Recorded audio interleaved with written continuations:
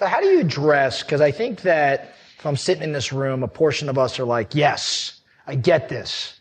And they're probably some of the more relationship-driven individuals in this room. And then there's others sitting in the room that I would describe as transactional in mindset. Different businesses, relational business, transactional business, and there's pros and cons to each. How do you think if you're on that transactional mindset, like how do you reconcile with this? In other words, I don't want to be everybody's friend. Or I don't want to know everything about everybody, and I don't want them knowing everything about me.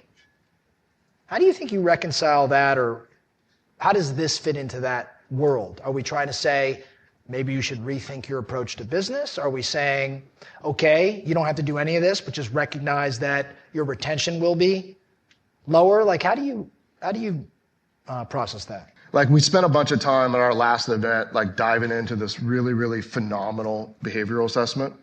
And there is no excuse for behavior.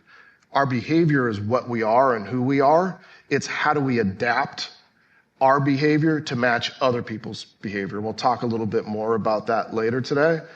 I'm not the most outgoing and social. I'm an introvert naturally, so I have to adapt because my role and my relationships and my companies require me to be extroverted at times. And I do care about people. If you literally do not care about people, you probably shouldn't have a company that involves people. But if you do care about people, your behavior can be modified to survive.